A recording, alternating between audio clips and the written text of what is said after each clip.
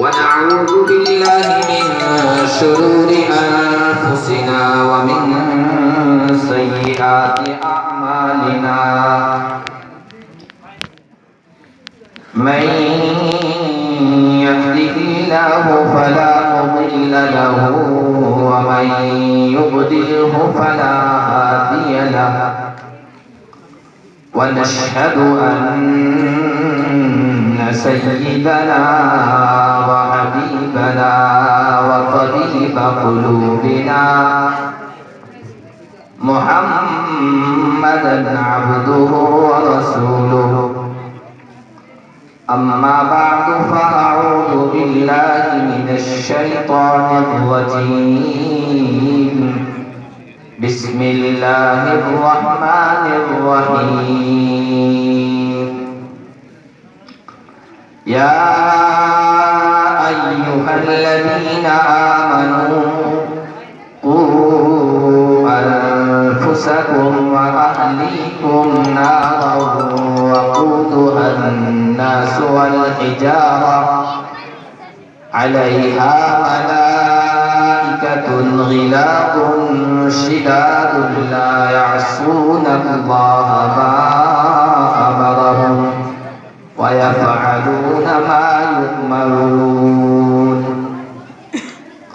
وقال النبي صلى الله عليه وسلم ما نهل والد ولده من نهل أفضل من أدب حسن وقال النبي صلى الله عليه وسلم القرآن شافع مشفع وماهل مصدق من جعله أمامه قاده إلى الجنة ومن جعله خلف ظهره ساقه إلى النار وقال النبي صلى الله عليه وسلم لا الفقر أخشى عليكم ولكن أخشى عليكم أن تبسط عليكم الدنيا كما بسطت على من قبلكم فتنافسوها كما تنافسوها فتهلككم كما أهلكتهم أو كما قال النبي صلى الله عليه وسلم. اسٹیج پر تشریف فرما قابل صدر احترام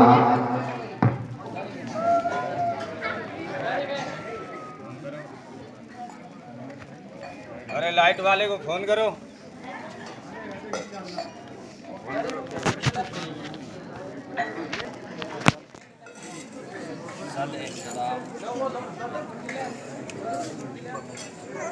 علماء کرام اور عزیز دوستوں اور بزرگوں، آپ کے ادارے تعلیم القرآن جو کہ ابھی نوخیز ادارہ ہے، ابھی چند ماہ پہلے شروع ہوا ہے، اس کے طلباء اور طالبات نے بہترین انداز میں اپنے پروگرام کو پیش کیا اور اساتذہ کرام ان پر کیا محنت کرتے ہیں اس کا تھوڑا سا نمونہ آپ کے سامنے انہوں نے رکھا. پورا پروگرام بچے اور بچیوں کا بہت ہی دلکش اور بہت ہی عمدہ تھا. ہمارے ہاں مدارس میں جہاں بچے 24 گھنٹے بلکہ پورے سال مدرسوں میں رہتے ہیں اور پورے سال تقریر، نعت، نظم، حمد، مکالمات وغیرہ کی ان کو تیاری کروائی جاتی ہے اور 12 اور 15 اسٹاف ان کے پیچھے لگتے ہیں، تب جا کے وہ اس طرح کے پروگرام پیش کر پاتے ہیں. یہ آپ کے اس ادارے کے اساتذہ اور آپ کے امام صاحب کی محنتیں ہیں کہ چند مہینوں میں بچوں کو اتنے عمدہ انداز میں تیار کرا کے آپ کے سامنے ایک اچھا نمونہ پیش کیا. اللہ تعالیٰ ان کی محنتوں کو قبول فرمائے اور آپ حضرات نے ان بچوں کو انعامات سے نواز کر ان کے حوصلوں کو بڑھایا. آپ یقین جانیں کہ جب آپ کسی بچے اور بچی کے پروگرام پیش کرنے پر سبحان اللہ یا ماشاء اللہ یا کسی اور لفظ کے ذریعے سے یا انعام دے کر حوصلہ افزائی کرتے ہیں تو ان بچوں کی اندر کی خفتہ سوئی ہوئی صلاحیتیں بیدار ہوتی ہے. اندر سے ایک جذبہ ہوتا ہے کہ ہمیں اس سے بھی اچھے انداز سے آئندہ تیاری کرنی ہے اور آپ کا دیا ہوا یہ پیسہ آپ کے لیے صدقہ جاریہ ہوگا. ہمیشہ آپ کے لیے ثواب ملتا رہے گا. پتہ نہیں کون سا بچہ آگے چل کر بڑا عالم بنے گا, داعی بنے گا, مبلغ بنے گا. ایک بچی پورے خاندان کو سنبھالے گی اور پورے پریوار کو دینی لائن پہ لائے گی, دینی خطوط پر پورے خاندان کی تربیت کرے گی اور اس کا جو ثواب چلتا رہے گا. یہ دنیا کی ظاہری حقیقت, ظاہری جو آنکھیں ہیں یہ بند ہوگی اور حقیقت کی آنکھیں کھلے گی آخرت والی. اس وقت آپ کو پتہ چلے گا کہ آپ نے جو 100 روپے 200 روپے 500 روپے آج کل کوئی حیثیت زیادہ نہیں رکھتے ہیں, لیکن اضعافاً مضاعفہ کئی گنا بڑھ کر جب ثواب سامنے آئے گا تو آپ کہیں گے کاش ہم نے اس سے بھی زیادہ ان کی حوصلہ افزائی کی ہوتی. ان طلباء کے پیچھے آپ کے ان اساتذہ کی محنت ہے. آپ کے یہ بچے جو ہم دیکھ رہے ہیں ابھی یہاں بیان ہو رہا ہے اور بچے کھیل رہے ہیں, باتیں کر رہے ہیں, ادھر ادھر بھاگ رہے ہیں. یہ کھیلنا, یہ کودنا, یہ باتیں کرنا اور ادھر ادھر جانا یہ حیوان کی صفت ہے, جانور کی صفت ہے. لیکن یہ بچے جو حیوان کی شکل میں ادھر ادھر بھاگنے والے ہیں, یہی بچے 1 گھنٹے 2 گھنٹے کے لیے مدرسے میں آتے ہیں اور استاد ان پتھروں پر محنت کرتا ہے اور ان کو تراش کر ہیرے جواہرات بناتا ہے جس کی چمک ابھی آپ نے بچوں کے پروگرام کی شکل میں ان ہیرے موتوں کی دیکھی. ان اساتذہ کی بڑی محنت ہے اور یہ بچپن میں کسی نے حضور سے محبت کا اظہار نعت کے ذریعے سے کیا, کسی نے اللہ کی حمد بیان کی, کسی نے عقیدہ توحید کو بیان کیا, کسی نے کسی اور موضوع پر اپنی گفتگو پیش کی. بچپن میں یہ اساتذہ کرام ان بچوں کو ایمان کی تعلیم دیتے ہیں, عقیدہ توحید کی تعلیم دیتے ہیں. یہ بچپن کی تعلیم عقیدہ توحید کی اور ایمان کی ایسی مضبوط تعلیم ہے کہ پھر یہ بچے اور بچیاں کیسے بھی ماحول میں چلے جائیں ان کے عقیدہ توحید پر آنچ نہیں آئے گی اور ان کے ایمان پر آنچ نہیں آئے گی. فتنوں سے یہ بچے رہیں گے, یہ کہیں بھی جا کر اپنے ایمان کو نہیں چھوڑیں گے, اپنے عقیدے کو نہیں چھوڑیں گے. فتنے آتے رہتے ہیں, نئے فتنے سامنے آ رہے ہیں, حالات بدلتے رہتے ہیں. یہ علماء کرام ان فتنوں کا سردباب کرتے ہیں, ان فتنوں کا مقابلہ کرتے ہیں. آپ عوام تو فتنوں کو نہیں جانتے, خواب غفلت میں سوئے رہتے ہیں. یہ علماء بیدار رہتے ہیں, یہ علماء چوکنا رہتے ہیں, ہر نئے آنے والے فتنے کا گہرائی سے مطالعہ کرتے ہیں, اس پر ریسرچ کرتے ہیں اور پھر وہ آپ کو آگاہ کرتے ہیں. فتنے پہلے بھی آئے, فتنے آج بھی آ رہے ہیں. ہمارا ملک آزاد ہوا اس وقت ہندوستان کے نئے فتنے سامنے آئے, ہندوستان سے باہر آئے. ہمارے علماء کرام نے ان فتنوں کا مقابلہ کرنے کے لیے کمر کسی.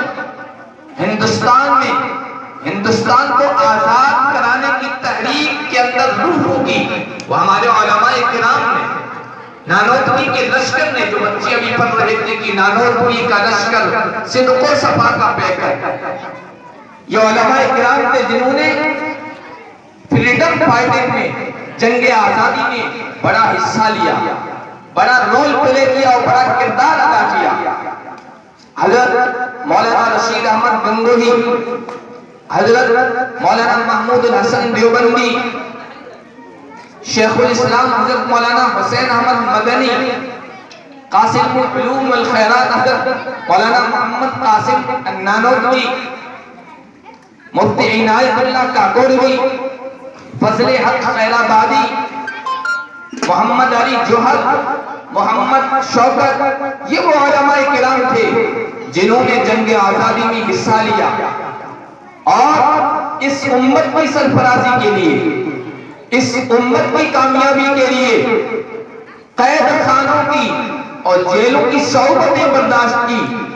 حضرت مولانا شیخ الہند محمود الحسن دیوبندی رحمت اللہ علیہ 4 سال مالٹا کی جیل میں رہے، کالا پانی میں، اور 4 سال کے بعد جب رہا ہو کر باہر آئے تو اس وقت دارالعلوم دیوبند میں، دیوبند کے قصبے میں علماء کا اجلاس ہوا، ایک پروگرام ہوا، اور اس پروگرام میں بڑے بڑے علماء کرام موجود تھے۔ حضرت شیخ الہند رحمت اللہ علیہ کھڑے ہوئے اور حضرت نے فرمایا کہ 4 سال میں نے جیل کے اندر رہ کر اس امت کی آئندہ نسلوں کے لیے غور و فکر کیا ہے، اس امت کو ایمان پر کیسے باقی رکھا جائے، یہ امت مسلمہ، امت محمدیہ، ہماری آنے والی نسلیں، ان کا ایمان کیسے محفوظ رہے، وہ فنا سے کیسے بچ جائیں، دشمنوں کی جو ان کے ایمان اور عقیدے کو چھین لینے اور سلب کرنے کی چالیں ہیں، وہ چالیں کیسے ناکام ہو جائیں، اس پر میں نے غور کیا ہے۔ اور غور و فکر کرنے کے بعد جس نتیجے پر میں پہنچا ہوں وہ چند باتیں ہیں۔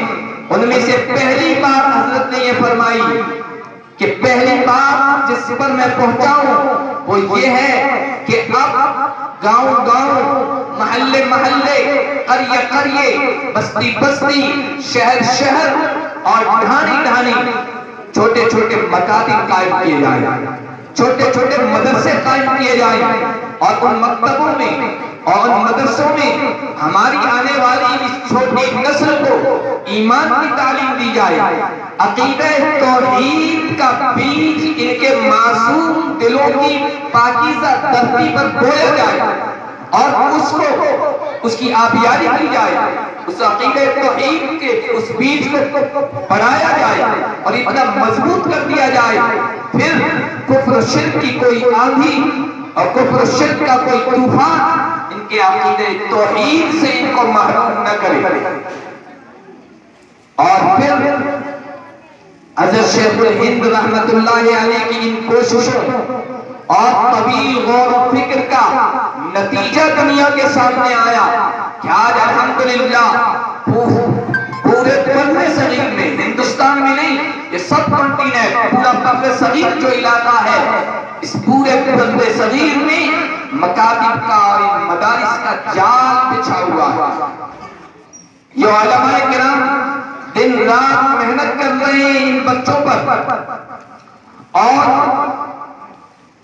آپ جیسے مخیر حضرات ان مدارس اور مکاتب اور علماء سے محبت رکھنے والے، آپ اپنے خون پسینے کی گاری محنت کی کمائی آپ ان مکتبوں اور مدرسوں پر اور ان بچوں پر خرچ کر رہے ہیں، یہ اسی غور و فکر کا نتیجہ تھا جو حضرت شیخ الہند رحمت اللہ علیہ مالٹا کی جیل میں 4 سال تک سوچتے رہے۔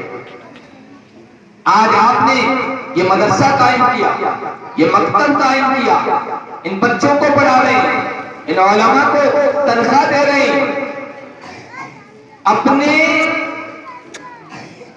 پاکیزہ مال میں سے، دولت میں سے اس پر خرچ کر رہے ہیں، اس کا اجر اللہ آپ کو دے گا۔ خرچ کرنے سے مال گھٹتا نہیں ہے، خرچ کرنے سے دولت میں کمی نہیں ہو جاتی ہے۔ نبی پاک صلی اللہ علیہ وسلم اپنے خادم سیدنا بلال رضی اللہ تعالیٰ عنہ سے فرمایا کرتے تھے انفق یا بلالا ولا تخش من ذی العرش اقلالا، اے بلال خرچ کرو، عرش والے کے خزانوں سے کمی کا اندیشہ اور خوف اور ڈر مت رکھو۔ اللہ کے نبی صلی اللہ علیہ وسلم نے بیان فرمایا کہ ما من یوم یسمع العباد فی الا وملکان ینزلان من السماء فیقول احدهما اللهم اعط منفقا خلفا ویقول الاخر اللهم اعط ممسکا تلفا، کہ ہر روز جب صبح ہوتی ہے بندے صبح کرتے ہیں، آسمان سے دو معزز فرشتے اترتے ہیں، ان میں سے ایک فرشتہ یہ دعا کرتا ہے اے اللہ جو تیری راہ میں خرچ کر رہا ہے تو اس کے مال کا بدل عطا فرما، عوض عطا فرما، اس کے مال میں برکت عطا فرما۔ دوسرا فرشتہ بددعا دیتا ہے اور کہتا ہے جو تیری راہ میں اللہ خرچ نہیں کر رہا ہے، سید کر کے رکھ رہا ہے، جمع کر کے رکھ رہا ہے، یا اللہ اس کے مال میں بربادی ڈال دے، بے برکتی ڈال دے۔ مال خرچ کیجئے، فقر و فاقے کا اندیشہ نہ کیجئے، تنگ دستی سے نہ ڈریے۔ اللہ کے نبی صلی اللہ علیہ وسلم کی پیشین گوئی ہے کہ یہ امت فقر و فاقے میں مبتلا نہیں ہوگی۔ صحابہ نے فقر و فاقہ سہ لیا، برداشت کر لیا، اب یہ امت مالدار رہے گی، فقر و فاقے کا اندیشہ نہیں ہے۔ ایک موقع پر بحرین سے مال آیا تھا اور اللہ کے نبی صلی اللہ علیہ وسلم کے دربار میں آیا۔ اس وقت مال رکھنے کے لیے تجوریاں اور خزانے نہیں تھے، الماریاں نہیں تھی۔ مسجد نبوی کے ایک گوشے کے کنارے میں وہ ڈھیر کر دیا گیا مال۔ صحابہ کرام کو پتہ چلا تو صحابہ کرام مدینہ کے اندر مختلف مسجدیں تھی، ان سے چل کر اللہ کے نبی کے پیچھے نماز پڑھنے کے لیے آئے کہ مال آیا ہے، اللہ کے حبیب صلی اللہ علیہ وسلم ہمیں دیں گے، اس لیے کہ اللہ کے نبی اپنے لیے کبھی جمع کر کے مال نہیں رکھا کرتے تھے، جو کچھ آ جاتا تھا وہ لٹا دیتے تھے، خود بھوکے رہنا پسند کرتے تھے، لوگوں کو کھلاتے تھے، خود اپنے آپ کو محروم رکھتے تھے، لوگوں کو نوازتے تھے۔ کسی نے کہا ہے بہت اچھے انداز میں، محبت کے یوں جس نے دریا بہائے، دل ان کا بھی جیتا جو سر لینے آئے، بندہ نوازی کے یہ جوہر دکھائے، خود کھائے جو اور جواہر لٹائے، خوشی اپنی غیروں کے غم میں بلا دی، دیا درد جس نے اسے بھی دعا دی۔ نبی کبھی مال جمع کر کے نہیں رکھتے تھے، دوسروں کو دیتے تھے۔ صحابہ کو حضور کی عادت معلوم تھی۔ ایک مرتبہ عصر کی نماز آپ نے پڑھائی، عصر کی نماز پڑھانے کے فوراً بعد لوگوں کے کاندھے پھلانگ کر حضور اپنے حجرے میں گئے۔ صحابہ کو بڑا تعجب ہوا، اللہ کے نبی کا یہ معمول نہیں تھا کبھی کہ اس طرح لوگوں کے کاندھے پھلانگ کر اپنے حجرے میں گئے ہو۔ کوئی مسئلہ پیش آ گیا ہوگا، کوئی اہم معاملہ پیش آ گیا ہوگا، صحابہ غور و فکر کر رہے تھے، اتنے میں حضور صلی اللہ علیہ وسلم واپس تشریف لے آیا۔ تو صحابہ کرام رضوان اللہ علیہم اجمعین نے کہا یا رسول اللہ ہمارے لیے کوئی خدمت ہو تو بتائیے کیا معاملہ پیش آ گیا؟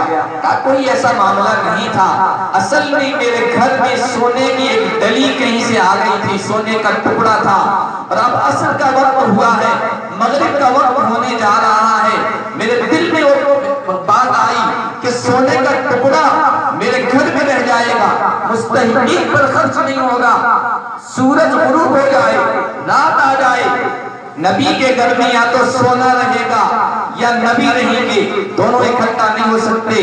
میں گھر والوں کو جلدی سے کہہ کے آیا ہوں کہ سورج ڈوبنے سے پہلے اس کو مستحقین کو دے دو، حقدار لوگوں پر خرچ کر۔ حضرت ابو ذر غفاری رضی اللہ تعالیٰ عنہ ایک صحابی ہیں، بخاری شریف میں روایت ہے، اللہ کے نبی کے ساتھ جا رہے ہیں، اللہ کے نبی ان کا ہاتھ پکڑے ہوئے ہیں اور جا رہے ہیں، سامنے احد پہاڑ آ گئے۔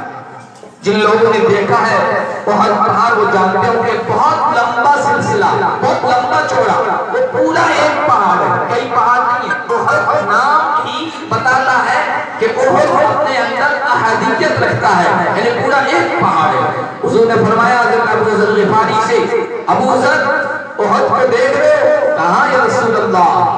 کہا اے ابو ذر اگر اللہ تعالیٰ پورے احد پہاڑ کو سونے میں تبدیل کر دے اور سونے میں بدل کر اللہ تعالیٰ مجھے دے دے تو مجھ پر 3 راتیں نہیں گزرے گی یا 3 دن مجھ پر نہیں گزریں گے، میں اس میں سے ذرہ برابر بھی باقی نہیں رکھوں گا، سارا اللہ کے مال میں لٹا دوں گا، مگر اتنا باقی رکھوں گا کہ مجھ پر اگر کسی کا قرض ہے، مجھ پر اگر کسی کا کوئی معاملہ ہے، حق ہے، اس کو ادا کرنے کے لیے میں اتنا سونا رکھوں گا، پورا احد پہاڑ جو سونے کا ہو جائے سارا اللہ کی راہ میں، اللہ کے راستے میں لٹا دوں گا۔ اللہ کے نبی اپنے معاملات کو صاف رکھا کرتے تھے، حقوق کی ادائیگی کرتے تھے، قرض اگر آپ کے اوپر تھا تو قرض کو ادا کرنے کی کوشش کرتے تھے۔ معاملات مسلمان کو اپنے صاف رکھنا چاہیے، قرض کسی کا ہے تو اس کی ادائیگی کرنی چاہیے۔ اللہ کے نبی حقوق العباد کے سلسلے میں اتنی تاکید کرتے تھے کہ حضور کے زمانے میں اگر جنازہ آتا تھا تو اللہ کے نبی پہلے پوچھا کرتے تھے کہ اس پر کسی کا قرض ہے یا نہیں۔ اگر بتایا جاتا تھا کہ اس پر قرض ہے میت پر اور اس نے ابھی ادا نہیں کیا ہے تو آپ پیچھے ہٹ جاتے تھے کہ تم لوگ اس کا جنازہ پڑھ لو، میں محمد عربی اس کا جنازہ نہیں پڑھ سکتا۔ معاملہ آج ہم نے نماز کو عبادت سمجھ رکھا ہے، نوافل کی یہ عبادت ہے، تہجد یہ عبادت ہے، قرآن کی تلاوت یہ عبادت ہے، یہ دین کا حصہ ہے۔ معاملات کی صفائی یہ بھی دین کا ایک شعبہ ہے، یہ بھی دین کا ایک حصہ ہے۔ معاملات میں سچ بولنا، جھوٹ سے پرہیز کرنا، وعدے کو پورا کرنا، وعدہ خلافی نہ کرنا، یہ بھی دین کا ایک اہم شعبہ ہے۔ اسی لیے قرآن نے بھی کہا، اللہ نے یا ایھا الذین آمنوا اوفوا بالعقود، اے ایمان والو جو معاہدہ جو وعدہ کیا ہے، چاہے اللہ سے کیا ہے چاہے بندوں سے کیا ہے، اس کو پورا کرو۔ ان العہد کان مسئولا، دوسری جگہ اللہ نے ارشاد فرمایا کہ اس عہد اور اس معاہدے اور اس وعدے کے بارے میں تم سے پوچھا جائے گا۔ آج مسلمان معاہدے کرتا ہے، وعدے کرتا ہے، معاملات کرتا ہے، اس میں جھوٹ بولتا ہے، جھوٹ سے کام لیتا ہے، اپنے معاملات صاف نہیں رکھتا۔ حالانکہ اللہ کے نبی نے فرمایا ایاکم وشہادۃ الزور، ایاکم وشہادۃ الزور، ایاکم وشہادۃ الزور۔ چند بڑے گناہ بتائے، حضور ٹیک لگا کر بیٹھے تھے، چند بڑے گناہوں کا تذکرہ کیا۔ جب جھوٹ کا معاملہ آیا تو اچھی طرح سے بیٹھ گئے اور کہا دیکھو جھوٹ سے پرہیز کرنا، جھوٹ سے پرہیز کرنا، جھوٹ سے پرہیز کرنا، جھوٹی گواہی مت دینا۔ ایک زمانہ تھا کہ مسلمان جھوٹ نہیں بولتا تھا، مسلمان معاملات کا صاف ہوتا تھا، مسلمان راست گو ہوتا تھا، مسلمان سچا ہوا کرتا تھا۔ صداقت و سچائی مسلمان کا شعار ہوا کرتی تھی۔ وہ چاہے اپنا نقصان کر لیتا تھا، وہ اپنے رشتہ داروں کا نقصان کر لیتا تھا، وہ اپنی برادری کا نقصان کر لیتا تھا، لیکن جھوٹ نہیں بولتا تھا۔ بڑا عجیب واقعہ علماء کرام نے لکھا ہے، حضرت مولانا مظفر حسین کاندھلوی رحمت اللہ علیہ، ہمارے بڑے بزرگ گزرے ہیں کاندھلا کی۔ حضرت شیخ الحدیث مولانا محمد زکریا کی کتاب فضائل اعمال آپ سب جانتے ہیں، وہ کاندھلا کے رہنے والے تھے۔ ان کے زمانے میں ایک پلاٹ پر، زمین کے ایک ٹکڑے پر جھگڑا ہو گیا، مسلمانوں میں اور غیر مسلموں میں جھگڑا ہوا، دونوں اس پر اپنی دعوے داری کر رہے تھے۔ معاملہ انگریز جج کے پاس گیا، انگریزوں کا دور تھا، انگریز جج کے پاس گیا، لیکن اس کو بھی معاملہ سمجھ میں نہیں آیا، بڑا نازک معاملہ تھا، دونوں قوموں کے آپس میں جھگڑ جانے کا اور فساد کے پھوٹ جانے کا معاملہ تھا، اس کے سمجھ میں نہیں آیا۔ اس نے یہ کہا کہ بھائی میرے معاملہ سمجھ میں نہیں آ رہا ہے، تم مل بیٹھ کر کوئی معاملہ کر لو، معاملے کا تصفیہ کر لو، کسی ایک آدمی کو طے کر لو، وہ جو فیصلہ کر لے مان لو۔ بڑی رد و کب کے بعد حضرت مولانا مظفر حسین کاندھلوی کا نام پیش ہوا۔ غیر مسلموں نے بھی اس پر اپنے حامی بھری، اس پر اتفاق کیا۔ مسلمان اندر سے بڑے خوش تھے، ایک مولانا ہیں اور ہمارے حق میں فیصلہ ہوگا، ہم جیت جائیں گے۔ مولانا مظفر حسین کے سامنے جب معاملہ آیا تو مولانا مظفر حسین نے ساری بات سن کر یہ فیصلہ کیا کہ بھائی یہ زمین کا ٹکڑا ہمارے ہندو بھائیوں کا ہے، یہ ان کو دے دیا جائے، ان کو دے دیا گیا۔ غلط فیصلہ نہیں کیا۔ پھر کیا ہوا وہ دیکھیے، انگریز جج نے یہ بات نوٹ کی اور یہ بات لکھی اس فیصلے کے بعد کہ آج مسلمان مقدمہ ہار گئے اور اسلام مقدمہ جیت گئے۔ مسلمان مقدمہ ہار گئے اور اسلام مقدمہ جیت گیا۔ اور پھر اس کا اثر یہ ہوا کہ اس سچائی کی وجہ سے، اس سچے فیصلے کی وجہ سے 18 ہمارے غیر مسلم بھائیوں کی خاندانوں نے اسلام قبول کیا کہ جو مسلمان آج کا ایک عالم اتنا سچا ہو سکتا ہے تو محمد عربی کتنے سچے ہوں گے جن کے یہ غلام ہی اور جن کی تعلیمات کا یہ اثر ہے۔ مسلمان کبھی جھوٹ نہیں بولتا تھا، مسلمان ہمیشہ سچ بولا کرتا تھا۔ اللہ کے نبی بھی معاملات میں ہمیشہ سچ بولا کرتے تھے اور حقوق کی ادائیگی کیا کرتے تھے، کسی کا حق اپنے ذمے نہیں چھوڑتے تھے۔ اس لیے حضور صلی اللہ علیہ وسلم نے فرمایا کہ بھائی پورا احد پہاڑ سونے کا میں خرچ کر دوں گا، اتنا بچاؤں گا جس سے میں کسی کا قرض ادا کر سکوں۔ تو وہ لوگ جو حضور کے پیچھے اکٹھا ہو گئے تھے کہ مال ملے گا، دنیا آئی ہے کچھ ملے گی، حضور کو ان کا یہ انداز پسند نہیں آیا، مال کی لالچ کا، دنیا کی طمع کا۔ اللہ کے نبی نے اس موقع پر ایک جملہ ارشاد فرمایا کہ میرے صحابہ امینو و ابشرو، تم آئے ہو مال لینے، تم آئے ہو کچھ مل جائے گا اس امید سے تو خوشخبری ہو، امید رکھو تم کو دیا جائے گا، لیکن للفقر اخشى علیکم ولکن اخشى ان تبسط علیکم الدنیا۔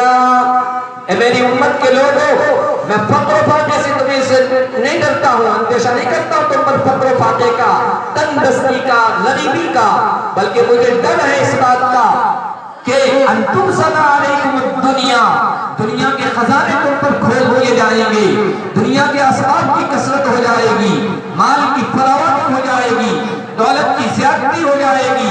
جس طرح تم سے پہلے لوگوں پر دنیا کی فراوانی کر دی گئی، مال کی کثرت کر دی گئی اور دولت کی زیادتی کر دی گئی، دولت میں اضافہ کر دیا گیا، پھر کیا ہوا؟ فَتَنَافَسُوهَا كَمَا تَنَافَسُوهَا، جب دنیا آتی ہے تو دنیا اپنے ساتھ فتنہ لاتی ہے، جب مال آتا ہے تو مال اپنے ساتھ فتنہ لاتا ہے۔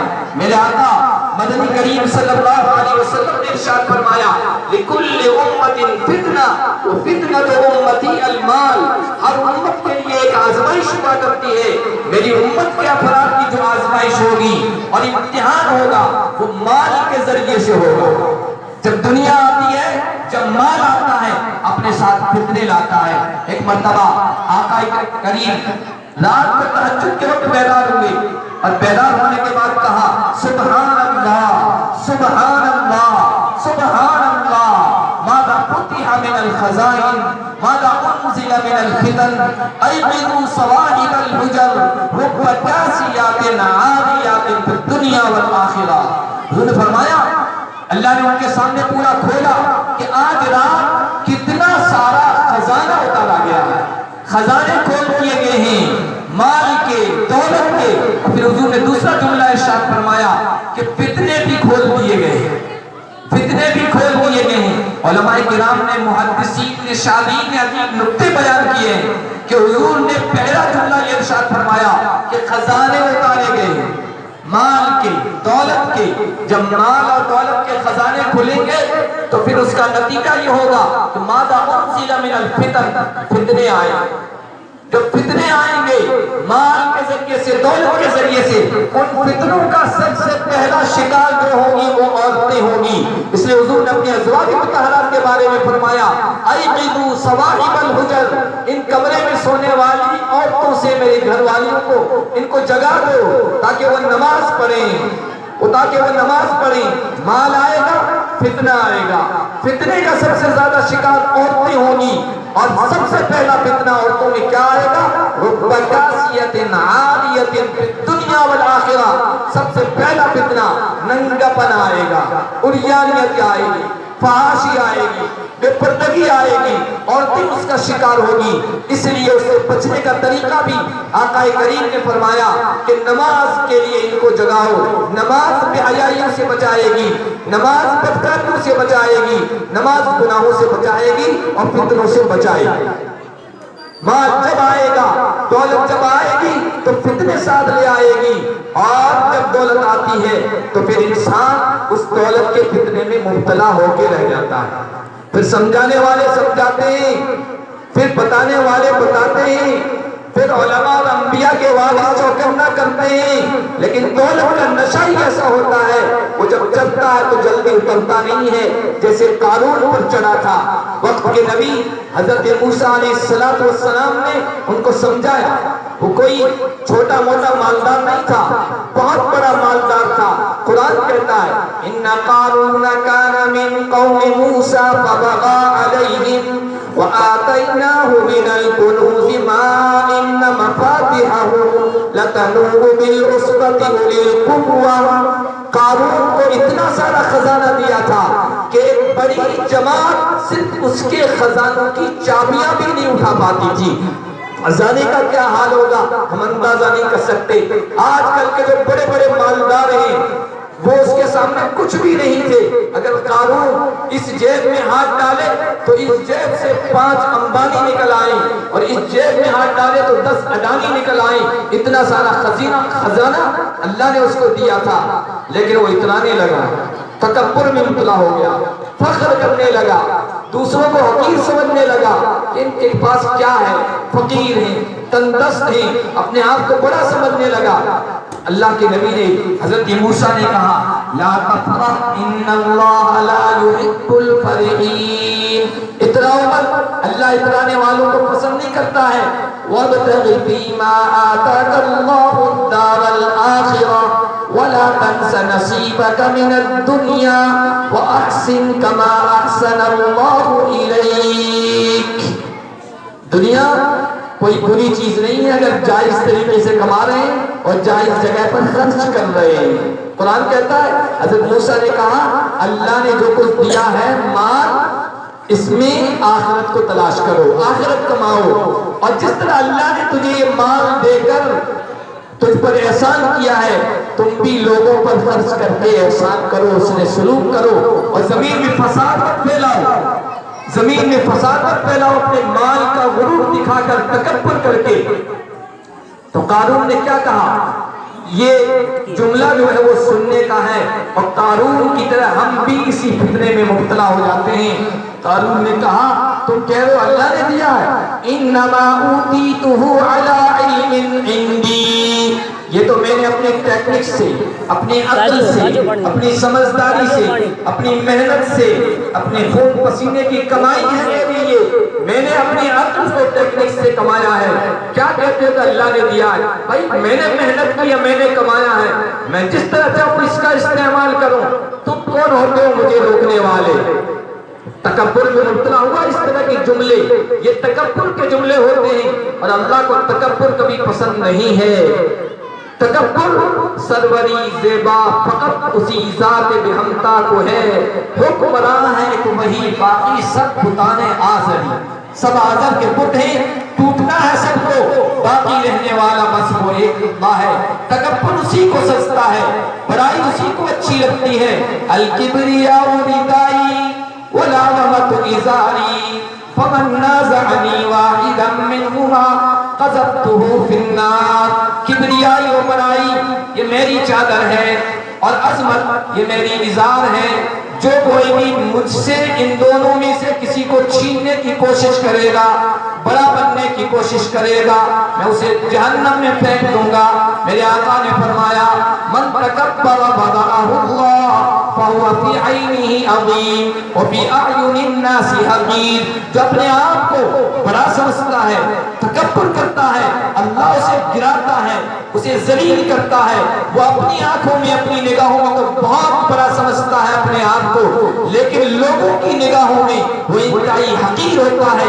حتی لہو اہون علیہم من کلب او خنزیر، یہاں تک کہ لوگوں کی نگاہوں میں اللہ کتے اور خنزیر سے بھی زیادہ ذلیل اس کو کر دیتا ہے. اللہ کو تکبر بالکل پسند نہیں ہے. نبی نے سمجھایا، کہنے لگا میں نے خود کمائی کی ہے. تو آگے اللہ نے کہا اولم یعلم ان اللہ قد اہلک من قبلہ من القرون من هو اشد منہ قوۃ واکثر جمعا. یہ سمجھ رہا ہے کہ مال ہمیشہ رہے گا، یہ دولت ہمیشہ رہے گی، اور یہ طاقت و قوت ہمیشہ رہے گی. ارے تیرے جیسے 30 مان خان پہلے بہت سارے آ گئے، تم سے زیادہ طاقتور، تم سے زیادہ مالدار پہلے بھی آئے، اسی غرور میں مبتلا ہوئے. قد اہلک من قبلہ من القرون، جب انہوں نے تکبر کیا اور انانیت والا راستہ اختیار کیا، اللہ نے انہیں غرق کر دیا، تباہ کر دیا، برباد کر دیا. اس کی سمجھ میں نہیں آئی، اس لیے کہ سمجھانے والے جب سمجھاتے ہیں تب سمجھ میں نہیں آتی ہے، پھر اللہ کے عذاب کا کوڑا برستا ہے اور اللہ کے غیظ و غضب کی بجلی گرتی ہے. تب کہتا ہے کاش میں نے ایسا نہیں کیا ہوتا تو آج میں بچ جاتا. لیکن اس وقت افسوس کا کوئی فائدہ نہیں ہوتا ہے. اس نے اپنی ماں، اپنی دولت اور اپنے مال کا روپ جمانے کے لیے کیا کہ اپنے خادم، اپنے چیلوں، اپنی دولت اور خزانے کے ساتھ اپنی قوم کے سامنے نکلا. قرآن کہتا ہے فَخَرَجَ عَلَىٰ قَوْمِهِ فِي زِينَتِهِ، پورے لاؤ لشکر کے ساتھ، آب و تاب کے ساتھ، کر و فر کے ساتھ، خادموں اور چیلوں کے ساتھ اپنی دولت کی نمائش کرتے ہوئے، دکھاوا کرتے ہوئے نکلا ہے کہ قوم پر روک پڑے گا. جیسے شادی بیاہ کا موقع ہوتا ہے، ہم بھی دولت کے غرور میں مبتلا ہو کے دکھاتے ہیں کہ پتہ تو چلے کہ کیسا کھانا کیا اور کیسا انتظام کیا. یہ دولت کا نشہ ہوتا ہے. قارون پر چڑھا، اس نے نمائش کی، دکھاوا کیا. اس موقع پر جو ظاہر بھی نگاہ رکھتے ہیں، جو صرف ظاہر دیکھتی ہے، قارون کے قدر و فر و شان و شوکت کو، ظاہری جاہ و جلال کو دیکھ کر کہنے لگے یا لیت لنا مثل ما اوتی قارون انہ لذو حظ عظیم. کہنے لگے اوہو قارون کی دولت دیکھو، قارون کا مال دیکھو، قارون کی شان و شوکت دیکھو، جاہ و جلال دیکھو. کاش ہمیں بھی ایسا ملا ہوتا. بڑا خوش نصیب ہے، بڑا سعادت مند ہے، ارے بڑا اس کو نوازا گیا ہے. یہ دنیا کی نگاہ رکھنے والوں نے ایسی تمنا کا اظہار کیا جیسا آج کل ہر انسان اپنے دل کے اندر یہ تمنا رکھتا ہے کہ ہم بھی امبانی بن جائیں، ہم بھی بڑے مالدار بن جائیں. ان چیزوں کو دیکھ کر تمنا کرتا ہے. لیکن حقیقت کو سمجھنے والے علماء کرام نے وَقَالَ الَّذِينَ أُوتُوا الْعِلْمَ وَيْلَكُمْ ثَوَابُ اللَّهِ خَيْرٌ لِمَنْ آمَنَ وَعَمِلَ صَالِحًا. علماء نے، سمجھداروں نے، دین کی سمجھ رکھنے والوں نے، بصیرت کی دولت سے مالا مال لوگوں نے کہا ارے بھائی کیوں اس غرور میں، اس دھوکے میں مبتلا ہو رہے ہو؟ یہ پل بھر کی چمک ہے اور آب و تاب ہے، یہ سب ختم ہو جائے گی. یہ کوئی خوش نصیبی نہیں ہے. کیا مال کسی کو مل جائے وہ خوش نصیب ہے اور کسی کو نہیں ملا ہے وہ بد نصیب ہے؟ نہیں، یہ سوچ اسلامی نہیں ہے، یہ سوچ قرآنی نہیں ہے. مال ملا ہے یہ بھی آزمائش ہے، مال نہیں ملا ہے یہ بھی آزمائش ہے.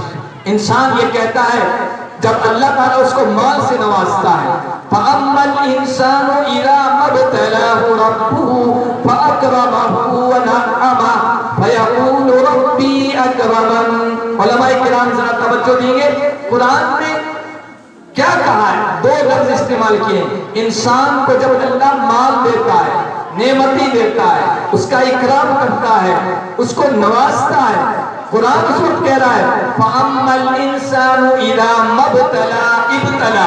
یہاں بھی آ رہا ہے کہ جب مال دیتا ہے یہ بھی آزمائش ہے، اور جب آزمائش کرتا ہے اور اس کو فقر و فاقہ میں مبتلا کرتا ہے تو وہی انسان کہتا ہے اہان، اللہ نے مجھے رسوا کر دیا، ذلیل کر دیا. نہ مال یہ بدنصیبی کی خوش نصیبی کی علامت ہے، نہ فقر و فاقہ یہ بدنصیبی کی علامت ہے۔ مومن کے لیے تو حدیث یہ بتاتی ہے کہ مومن کو جب ملتا ہے وہ شکر کرتا ہے، شکر گزار کے لیے بھی جنت ہے۔ مومن کو جب نہیں ملتا ہے وہ صبر کرتا ہے اور صابرین کے لیے بھی جنت ہے۔ میں بات بہت مختصر کر رہا ہوں، 10 منٹ کے اندر میں بات ختم کر رہا ہوں، آپ توجہ سے سنیں۔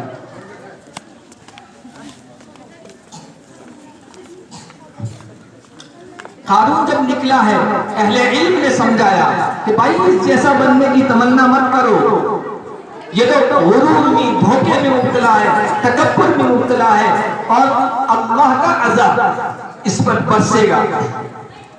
وقال الذين اوتوا العلم ويلكم ثواب الله خير لمن آمن وعمل صالحا ما يلقاها الا الصابرون۔ پھر کیا ہوا؟ فخسفنا به وبداره الارض، وہ دکھانے کے لیے نمائش کے لیے نکلا تھا، ہم نے اس کو بھی دھسا دیا، اس کے گھر کو بھی دھسا دیا، اس کی مال اور دولت کو بھی ختم کر دیا، سب ختم ہو گیا پل بھر میں۔ یہ اللہ کی طرف سے عذاب آیا۔ فخسفنا به وبداره الارض فما كان له من فئة ينصرونه من دون الله۔ جب اللہ کا عذاب آیا اب کوئی جماعت اس کی مدد کرنے کے لیے سامنے نہیں آئی۔ وما كان من المنتصرین، اور نہ وہ خود اپنا بدلہ لے سکا اور اپنا انتقام لے سکا۔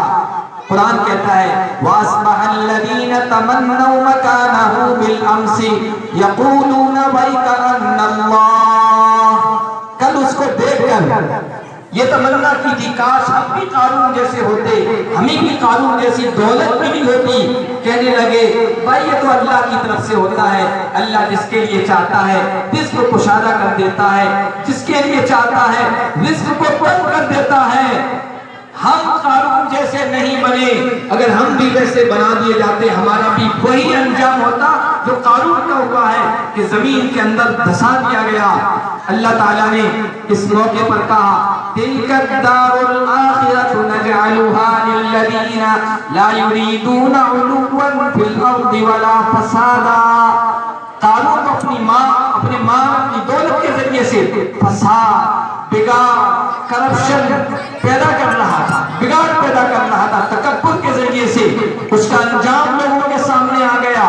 اللہ نے عبرت کا سامان مہیا کر دیا سب کے سامنے کہ اپنے مال پر، اپنی دولت پر، اپنے جاہ و جلال پر، ظاہری شان و شوکت پر کبھی غرور نہیں کرنا چاہیے۔ ایسے غرور کرنے والے صرف قارون نہیں، ہزاروں لاکھوں کروڑوں آئے اور چلے گئے، کچھ کام نہیں آیا۔ یہاں کام کیا آئے گا؟ نیک عمل کام آئے گا، عاجزی کام آئے گی، تواضع اور خودبنی کام آئے گی۔ یہاں نیک عمل ہی کام آئے گا۔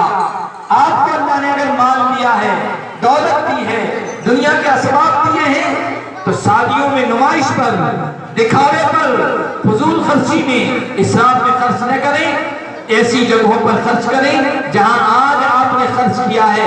یہ پیسہ، یہ مال، یہ دولت جو یہاں خرچ کریں گے ایسے موقعوں پر یہ آپ کے کام آئے گا، یہ صدقہ جاریہ ہوگا آپ کے لیے۔ یہ آپ کے بچے بھی دین سیکھیں گے، دینداری ان میں آئے گی، تقوی آئے گا، پرہیزگاری آئے گی، ایک بچی پڑھے گی، بچہ پڑھے گا، پورے خاندان کو دینداری پھیلائے گا اور آپ کا مال صحیح استعمال ہوگا۔ ان جگہوں پہ مال خرچ کریں گے تو پھر مال میں برکت آئے گی، مال میں برکت آئے گی، اور جب مال میں برکت آئے گی تو ساری پریشانیاں دور ہو جائیں گی۔ اس لیے ایک بات تو یہ طے کیجئے کہ اپنے مال کو صحیح استعمال کریں گے۔ دوسرا، آپ نے بچوں کو دیکھا، ان کو قرآن کی تعلیم دی گئی، قرآن سے وابستہ ہو جائیے اور قرآن سے جڑ جائیے۔ قرآن ایسی کتاب ہے جو بابرکت ہے، کتاب انزلناہ مبارک، یہ بابرکت ہے۔ یہ جو آدمی اس کو اختیار کر لیتا ہے وہ بابرکت بن جاتا ہے، جس دل پہ اتر جاتی ہے اس کو بابرکت بنا دیتی ہے۔ جس گھر میں قرآن کی تلاوت ہوتی ہے وہاں برکتیں اترتی ہے۔ آج ہم نے اپنے گھروں میں قرآن کی تلاوت کو بند کر دیا، قرآن کی تلاوت کو چھوڑ دیا تو پریشانیاں ہیں، مصیبتیں ہیں، طرح طرح کی آفتیں ہیں، بلائیں ہیں، کیسی کیسی پریشانیاں آ رہی ہیں۔ परेशानियां नहीं आएगी तो क्या आएगा। आप अपने घर के अंदर अगर सफाई रखेंगे, घर के अंदर फूल के, गुलाब के और दूसरे पौधे लगाएंगे, आपके घर के बाहर में बागीचा होगा, सफाई होगी, तो आप देखेंगे कि वहां अनादिर चहकेंगे, वहां बुलबुल अपनी सुरीली आवाज निकालेगी और चिड़िया चहकेगी, आपको अच्छा लगेगा। लेकिन उसी घर के अंदर आप सफाई नहीं रखेंगे, गंदगी होगी, तो ऐसा होगा कीड़े मकोड़े काकरोच जहरीले जानवर निकलेंगे। कुरान की जहां तिलावत होगी वहां फरिश्तों जैसी नूरानी मखलूक नाज़िल होगी, और जब फरिश्तों जैसी नूरानी बाबरकत मखलूक हो फिर वहां मुसीबत ही नहीं आ सकती। जहां कुरान की तिलावत नहीं होगी वहां शैतान का बसेरा हो जाएगा, और जहां शैतान का डेरा और बसेरा हो जाए फिर वहां मुसीबतें आएगी। आज हम इधर उधर भाग रहे हैं मुसीबतों को टालने के लिए, परेशानियों के इज़ाले के लिए, लेकिन जो असल इलाज है कि कुरान करीम को हम अपने घरों के अंदर पढ़ने वाले बन जाएं, तिलावत करने वाले बन जाएं, इंशाअल्लाह हमारी सारी मुसीबतें, सारी परेशानियां दूर हो जाएगी। अल्लाह पाक हम सबको कुरान की तिलावत करने वाला बनाए। अल्हम्दुलिल्लाह ये आपके इमाम साहब और उनके साथ जो असातिज़ा मेहनत कर रहे हैं, उनकी मेहनतें आपके सामने आई हैं। आप कोशिश करें कि आइंदा इससे भी उम्दा अंदाज में बच्चे तैयारी करें, मेहनत करें। मैं तो एक हदीस का एक उस्ताद हूँ, चंद बातें कुरान और हदीस की रोशनी आपके सामने रख दी कि हमारे साथी हैं आपके इमाम साहब और खतीब हैं, पूरे हिंदुस्तान में जाते रहते हैं, तकरीर तो आप उनकी सुनते रहते हैं। इन्होंने हमें बुलाया, चंद बातें आपके सामने रख दी। अल्लाह पाक हम सबको अमल करने की तौफीक अता फरमाए। आपकी इन आने वाली नस्लों के अकीदे तौहीद और ईमान की अल्लाह ताला हिफाजत फरमाए। आपने ये मदरसा कायम किया है और इस पर खर्च कर रहे हैं, इस खर्च करने को कबूल फरमाए। इस दुनिया में भी आपको बेहतरीन बदला अता फरमाए और आखिरत में भी अपनी शायान शान जज़ाए खैर अता फरमाए।